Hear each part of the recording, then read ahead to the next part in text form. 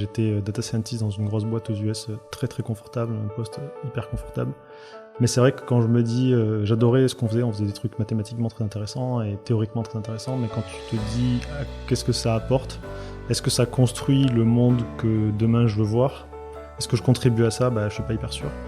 Et du coup, je me suis toujours dit maintenant, j'essaie de bosser pour construire le truc que je veux voir demain. Donc Blablacar, c'était du transport, des ESG, de l'aspect social, Kiro, c'était de la santé, maintenant c'est de l'énergie, en tout cas, et j'ai vraiment cette vision de tous les jours, je contribue à ma toute petite échelle, je fais un tout petit morceau de l'échiquier, mais je contribue à créer le monde que moi j'aimerais voir demain. Et donc Tilt Energy, la mission, justement, c'est le dernier maillon de la chaîne de la transition énergétique. Peut-être pour reprendre d'ailleurs la transition énergétique, c'est deux phénomènes, c'est l'électrification des usages, puisqu'il faut sortir du pétrole et du gaz et du charbon, et l'autre partie, verdir la façon dont on produit l'électricité. En France, on a de la chance parce qu'elle est déjà très verte, donc c'est moins un sujet que d'autres pays. Mais en tout cas, sur la plaque européenne, il faut verdir toute l'électricité, donc ça passe souvent par du renouvelable. Et donc en fait, d'un côté, on rajoute des consommateurs électriques et des nouveaux usages électriques, et de l'autre, on rajoute de la production électrique qui est intermittente. Et donc il va falloir modifier la façon de consommer l'électricité pour qu'on puisse réussir cette transition énergétique. Parce que la communauté est clé, parce que l'entraide nous possède, on a décidé de mettre en lumière tous ces visionnaires.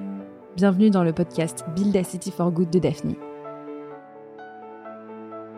Bonjour à tous, Sophie au micro, et comme toujours, je suis bien accompagnée avec Stanislas Lott, partenaire chez Daphne. Salut Stan. Bonjour à tous. Aujourd'hui, on a le plaisir de recevoir Romain. On dit Serré ou Cérès ? On dit Serre.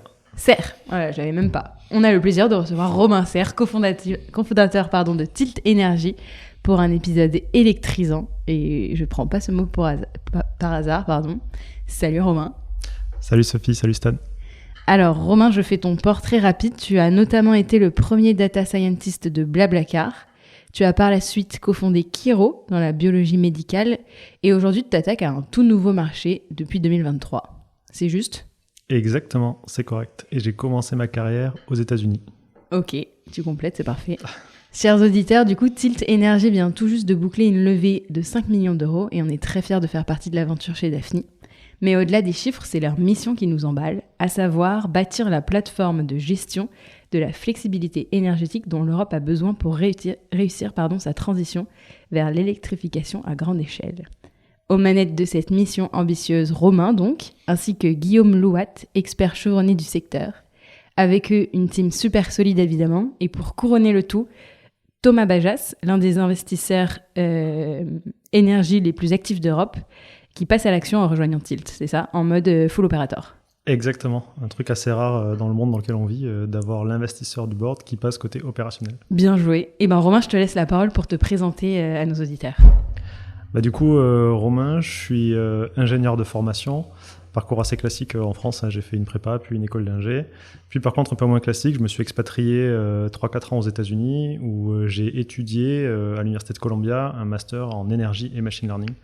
Et donc c'est là où la première rencontre avec l'électricité s'est passée. Premier papier, première recherche autour de ce sujet-là. Ensuite, je suis rentré dans le monde du travail plutôt côté machine learning, du coup, sur des rôles de data scientist, d'abord à Boston, puis en France à Blablacar. Et chez Blablacar, que peut-être vous connaissez bien d'ailleurs ici, j'ai eu une première expérience de la scale-up, de l'entrepreneuriat et de ce que ça pouvait être, la rencontre avec les fondateurs, les 3 fondateurs qui sont tous géniaux et qui, je pense, communiquent bien ce qui peut être fait et comment on peut tous changer le monde. Ensuite, je suis passé par une première expérience entrepreneuriale chez Kiro, comme tu l'as dit, où j'étais CTO. On peut t'interrompre 2 secondes. Comment tu t'es retrouvé chez Kiro après ? Parce que tu vois, ton parcours dans l'énergie, c'est assez cohérent. Et comment ça s'est passé l'histoire Kiro et quand t'as monté ça ?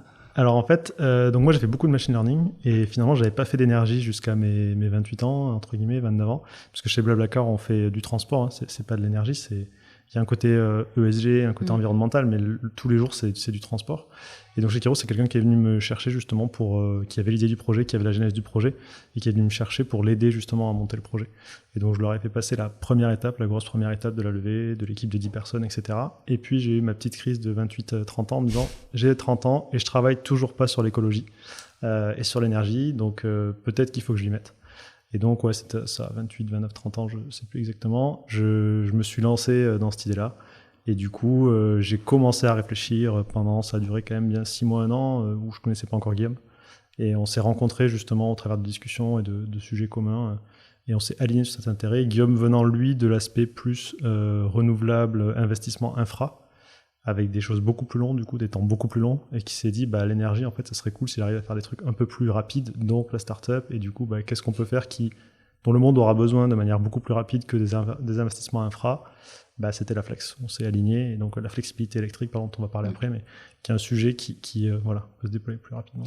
Et Kiro, tu dis qu'on est venu te chercher, mais tu avais quand même en toi l'envie d'entreprendre. Ça vient de quelque part, de tes parents peut-être? Alors c'est un très bon point. Mes parents sont à l'opposé de moi. C'est 30 ans chez Airbus et 30 ans dans la fonction publique. Okay.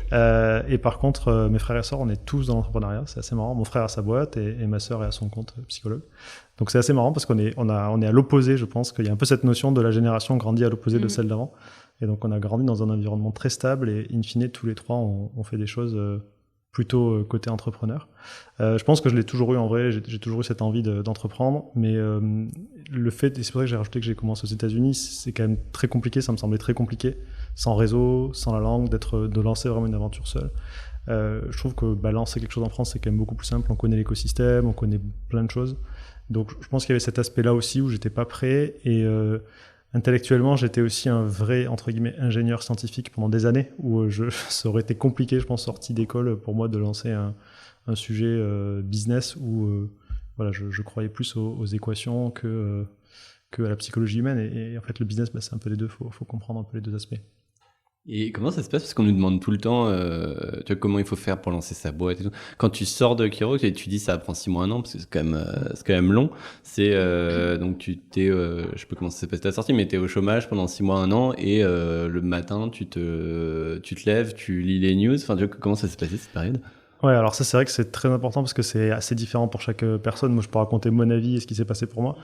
Mais du coup, moi, depuis grosso modo 2012-2013, je suis les news en énergie et en électricité tout le temps, H24. J'ai pris des cours sur ça aux US à l'époque, donc je connais le mécanisme, en tout cas la théorie, la façon dont passion. Ouais, c'est clairement une passion. Je pense que j'ai quelques sujets et où je suis très très passionné, très curieux, et donc je peux lire beaucoup de choses, et je continue à 33 ans à lire quelques papiers de physique ou de trucs qui m'intéressent sur le côté. Donc j'ai pas beaucoup de temps malheureusement, mais de temps en temps je fais ça, ou des vidéos de vulgarisation, etc. Et donc en fait, quand je reprends ce projet-là, en fait c'est un projet qui est dans le fond de ma tête depuis assez longtemps. Je sais juste pas comment ça va se matérialiser, donc je passe pas mal de temps à réfléchir à comment ça se matérialise, à parler à la fois à mon réseau que j'ai pu constituer au travers des années, aussi à des gens très locaux. Ça va être, je sais pas, des installateurs solaires à côté de chez mes parents, aller demander à mon père qui a ses panneaux solaires ce qu'il en fait, comment il les utilise. Et donc je fais vraiment ces allers-retours, et ça dure à peu près 6 mois, je pense, avant de commencer à trouver une bribe d'idées. Puis encore, il faut encore probablement notre 6 mois, et puis encore peut-être 4 mois avec Guillaume, donc ça prend assez longtemps de s'aligner sur vraiment une vision claire. Mais on pense aussi que c'est aujourd'hui aussi, que c'est une partie de la clé de la réussite, de justement de se lancer sur une idée qui a été maturée, et de pas lancer trop tôt sur un prototype d'idée. C'est beaucoup plus compliqué d'itérer, même si on peut le faire, quand on a déjà des fonds, déjà une structure, quand on a déjà un projet lancé, que quand on est au début en phase d'idéation et qu'on peut, je caricature, mais on peut lancer un hardware, on peut lancer du software, on peut faire plein de choses quand on est 2 ou 3. On peut se planter sans souci. Quand il y a déjà des capitaux, des gens autour de la table, c'est beaucoup plus compliqué de complètement pivoter. Et quand on regarde ton CV, il y a quand même l'impact comme dénominateur commun, et pour cette nouvelle aventure, c'était aussi ça rentrait dans la balance, quoi. Clairement. Et ça, c'est un truc qui est... je pense que j'ai ressorti de mon premier métier, donc j'étais data scientist dans une grosse boîte aux US, très très confortable, un poste hyper confortable. Mais c'est vrai que quand je me dis, j'adorais ce qu'on faisait, on faisait des trucs mathématiquement très intéressants et théoriquement très intéressants, mais quand tu te dis qu'est-ce que ça apporte, est-ce que ça construit le monde que demain je veux voir, est-ce que je contribue à ça, je suis pas hyper sûr. Et du coup, je me suis toujours dit, maintenant, j'essaie de bosser pour construire le truc que je veux voir demain. Donc Blablacar, c'était du transport, des ESG, de l'aspect social. Kiro, c'était de la santé. Maintenant, c'est de l'énergie. En tout cas, et j'ai vraiment cette vision de tous les jours, je contribue à ma toute petite échelle. Je fais un tout petit morceau de l'échiquier, mais je contribue à créer le monde que moi, j'aimerais voir demain. Et donc, est-ce qu'on ne viendrait pas à la mission de Tilt Energy ? Exactement. Et donc Tilt Energy, la mission, justement, c'est le dernier maillon de la chaîne de la transition énergétique. Peut-être pour reprendre d'ailleurs la transition énergétique, c'est 2 phénomènes, c'est l'électrification des usages, puisqu'il faut sortir du pétrole et du gaz et du charbon, et de l'autre partie, verdir la façon dont on produit l'électricité. En France, on a de la chance parce qu'elle est déjà très verte, donc c'est moins un sujet que d'autres pays. Mais en tout cas, sur la plaque européenne, il faut verdir toute l'électricité, donc ça passe souvent par du renouvelable. Et donc en fait, d'un côté, on rajoute des consommateurs électriques et des nouveaux usages électriques, et de l'autre, on rajoute de la production électrique qui est intermittente. Et donc, il va falloir modifier la façon de consommer l'électricité pour qu'on puisse réussir cette transition énergétique. Pour avoir un ordre de grandeur que j'aime partager, surtout ces dernières semaines, il n'y a que 25% de la consommation finale en France qui est électrique. 75% c'est autre chose, et 60% c'est du gaz, du pétrole. Et donc on se dit un pays très électrifié, très électrique, mais en fait on est encore qu'aux prémices, on est vraiment au tout début. On a fait un quart, peut-être un tiers du chemin selon comment on compte, mais du coup il reste encore un énorme pas à faire en avant pour vraiment électrifier et décarboner notre économie au sens large, et pas que l'électricité ou pas que l'usage électrique. Et sur ce marché de la flexibilité, il y a beaucoup d'acteurs ? Ouais, alors il y a des acteurs, on est tous, il y a évidemment des positionnements très différents au sein de la France et au sein de l'Europe. En France, il y a des acteurs historiques qui sont placés beaucoup sur l'industrie, donc la grosse industrie électro-intensive, ce qu'on appelle. Il y a déjà des acteurs qui sont présents et qui sont bien en place. Et par contre, sur ce qu'on appelle le diffus, donc tout ce qui est tertiaire, résidentiel, il y a beaucoup moins de monde, c'est beaucoup plus émergent, puisque c'est une flexibilité qui nécessite beaucoup plus de technologie, beaucoup plus d'intelligence pour la mettre en œuvre. Et un autre point, c'est qu'il y a beaucoup de flexibilité qui était ce qu'on appelle des mécanismes assurantiels, donc peu utilisés, disponibles qu'en cas de crise. Et maintenant, on passe vers des flexibilités qui vont être activées tous les jours, avec des décalages de consommation tous les jours. Peut-être on va reprendre ce mot-là, parce que la flexibilité, c'est le fait de pouvoir décaler ou moduler une consommation électrique. Peut-être la consommation d'un ballon d'eau chaude, d'un chauffage électrique, d'une voiture, d'une batterie, et de l'adapter aux différents signaux du marché, aux différents signaux des contrats, etc. Et donc aujourd'hui, sur ce segment sur lequel on est nous, Tilt, il y a très peu d'acteurs, ou c'est des acteurs très émergents, et on est plutôt bien placé sur la scène européenne même pour être dans on va dire, le fer de lance de ce marché-là. Et tu peux revenir de manière ultra concrète sur comment ça se passe, tu vois, qu'est-ce que vous éteignez, combien de temps, enfin au jour le jour, ça ressemble à quoi? Ouais, exactement. Au jour le jour, de plus en plus, ça ressemble à un petit centre de contrôle où en gros on a plein de sites, ce qu'on appelle les sites chez nous sous gestion. Donc les sites, ça peut être des magasins, ça peut être des résidences, ça peut être des petites zones commerciales ou des petits magasins type retail commerciaux. Et du coup, ce qu'on va faire aujourd'hui, c'est qu'on va prendre le contrôle à distance au travers de partenaires avec qui on signe des partenariats ou de nos clients et décaler des usages. Donc typiquement, on va décaler d'une demi-heure le chauffage pour le faire chauffer plutôt la nuit et utiliser l'inertie du bâtiment pour éviter de consommer entre 2 heures spécifiques qui seraient des heures de pointe, 2 heures de pointe ou des heures qui sont très chères pour le réseau où l'électricité est très chère. Et donc on va aider à la fois le réseau à garder sa stabilité, à éviter les pics, et les clients à économiser de l'argent ou carrément générer de nouveaux revenus. Donc c'est une enseigne concrètement qui vient toquer à votre porte et vous dire « Ok, moi je suis OK de passer en flex ». Exactement, c'est ça, c'est une enseigne. Ça peut être des clients finaux, type, pour citer certains, Carrefour, qui font partie de notre portefeuille, qui vont venir nous dire voilà, on veut optimiser notre consommation d'élec, on sait qu'il y a cette brique de flexibilité, comment on tire la valeur de ce mécanisme au mieux. Et tu peux nous dire un peu les avantages pour eux de faire ça ? Ouais, alors le premier avantage, il est financier. C'est vraiment de loin le premier. Et c'est ça qui est intéressant aussi, c'est qu'il y a un avantage financier. Et le deuxième, c'est de participer de manière active à la transition énergétique. Et donc, il y a aussi pas mal d'acteurs maintenant qui recherchent ça. Il y a un aspect CO2, puisque du coup, quand on évite de consommer au moment des pics, on évite de consommer des pics de consommation, on évite de consommer aussi de l'énergie carbonée. Donc c'est un autre aspect, mais on ne va pas se mentir, dans la plupart de nos clients, ce qu'ils viennent chercher chez nous, c'est les économies et l'aspect financier. Par contre, ce que nous, on propose, ils viennent aussi chercher une solution technologique. C'est-à-dire que les économies, ils pourraient essayer d'y aller seuls, mais en fait, c'est une vraie complexité technologique pour aller les chercher. Et donc, ce que nous, on apporte, c'est la brique technologique qui permet de faire ces économies ou ces revenus, surtout sur les marchés. Et peut-être si je peux compléter ce que tu disais, parce que sur le pourquoi vous avez fait Tilt, nous, c'est le pourquoi on est rentré. C'est que quand tu prends le problème de manière macro, et les chiffres sont sortis là sur les 4 derniers mois, donc c'est rigolo, mais t'as RTE qui dit qu'ils vont devoir investir 100 milliards dans le réseau. Je crois qu'Enedis a dit plus ou moins 100 milliards aussi. Et en fait, ces 100 milliards, le problème, c'est les pics, quoi. C'est que tu dois dimensionner le réseau pour quand tout le monde consomme. Et c'est là où on fait le choix de soit on va mettre des énormes câbles partout, soit on décide de payer des gens pour déplacer un peu leur consommation, et c'est ce que vous faites. Et quand nous, quand on l'a, en reposant les questions, en reformulant le truc, c'est vrai que tu dis le truc tombe sous le sens, quoi. Exactement, non, mais c'est vraiment ça. Et en plus de ça, donc tu as l'option de mettre des câbles, disons, mais même ça, en fait, c'est pas faisable en 15 ans. C'est pas faisable en 20 ans, c'est des projets infra qui sont très très longs, et donc en fait, il faut des solutions pour demain. Si vraiment on veut électrifier, si vraiment on veut respecter la roadmap net zéro 2050 de l'Europe, par exemple, l'UE, en fait, il faut le faire maintenant, et ça, c'est un moyen, c'est des technologies qui existent maintenant, qui sont faisables, où il n'y a pas besoin en général d'infra en plus, où c'est juste des changements d'utilisation de l'énergie et de façon d'utiliser, et des briques d'automatisation. Et il y a des pays en Europe ou au-delà qui sont un peu précurseurs sur ce sujet. Oui, il y a des pays qui ont fait des... Alors déjà, la France, c'est vraiment pas mal. Hein. On a déjà une structuration de marché autour de ça, donc on n'est pas du tout à la traîne. Et on a un réseau qui est très stable d'ailleurs, donc qui nous permet aussi d'avancer sur d'autres sujets. Il y a des pays comme les Nordiques aussi, où il y a beaucoup de choses qui ont été faites, ou les UK, où ça avance bien, il y a un bon dynamisme. Et donc ensuite, en Europe, globalement, on n'est pas mauvais. On n'est pas mauvais, mais on n'est pas non plus en avance, puisque quand on prend les chiffres maintenant qui sont sortis, hein, le plus gros installateur de renouvelables, c'est la Chine, et de loin. Les États-Unis ont des réseaux qui ne sont pas en très bon état, mais ils ont aussi électrifié pas mal de choses. Ils ont des problèmes différents des nôtres. Évidemment, on n'a pas les problèmes de chauffe ou de froid qui sont les mêmes quand on est en Finlande ou en Espagne. C'est pareil aux États-Unis. La Californie, par exemple, fait pas mal de flexibilité aujourd'hui, mais sur des pompes à chaleur plutôt pour refroidir. Donc il y a des mécanismes assez différents, mais il y a des pays qui sont déjà bien lancés dans cette optimisation générale du système qui est l'utilisation de la flexibilité.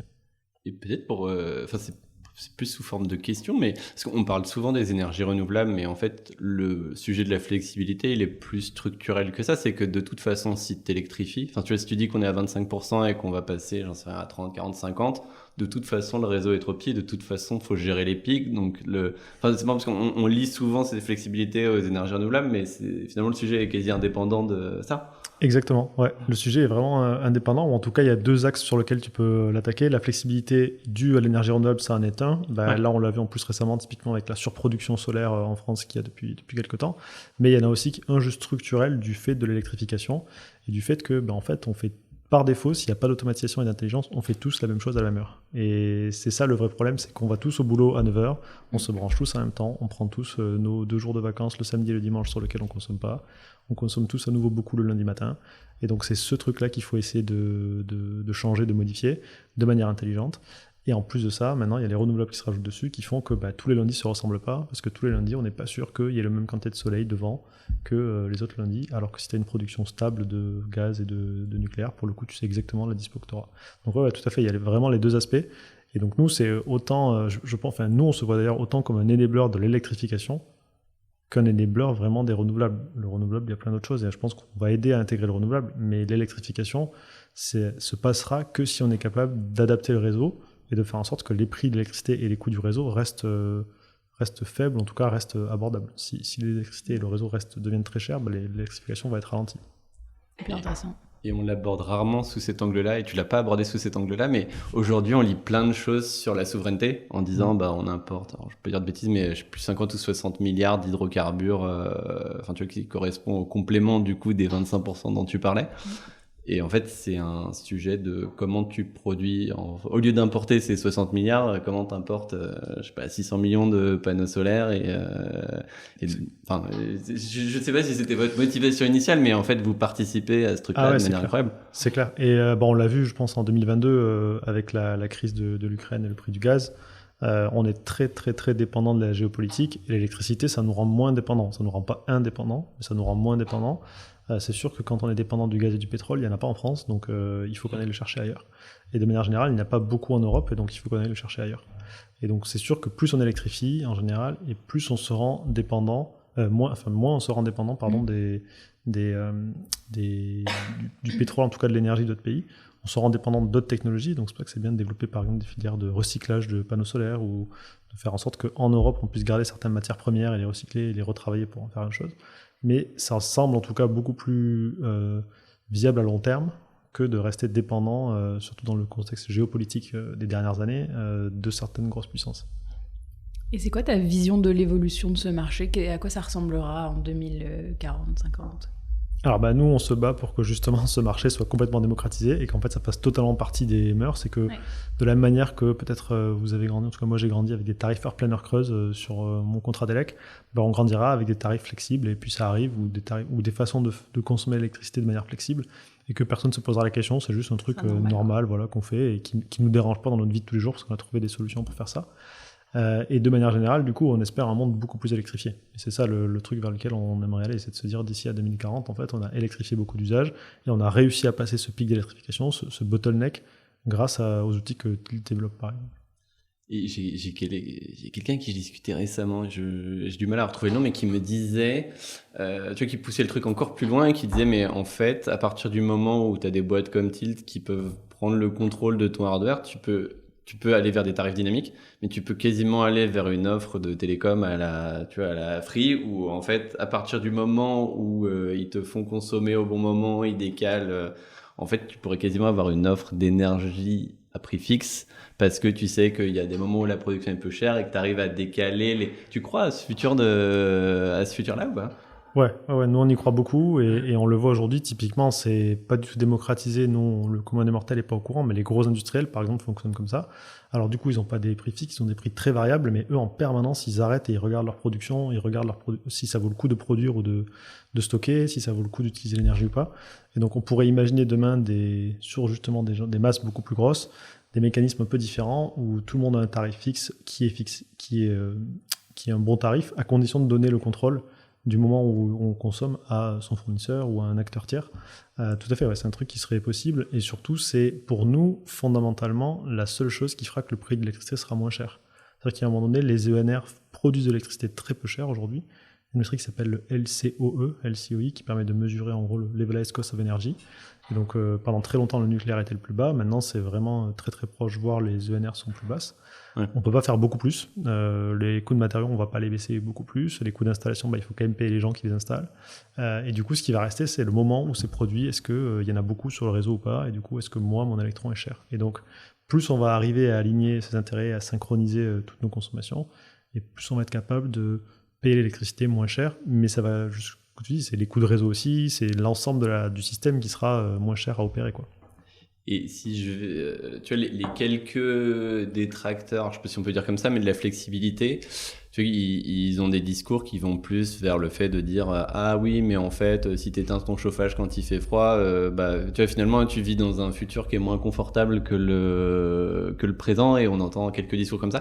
Est-ce que Tilt, quand t'es client de Tilt d'une manière ou d'une autre, que tu sois une boîte ou un particulier, est-ce que ça c'est une réalité et finalement est-ce que tu as une perte de confort quand tu t'opères avec Tilt ? C'est une vraie bonne question. Alors nous, il n'y a pas du tout de perte de confort, mais du coup, ça veut dire qu'on ne va pas optimiser justement, par exemple, la rémunération qu'on fournit à nos clients. Mais la première chose, c'est que notre client il signe avec nous l'année d'après.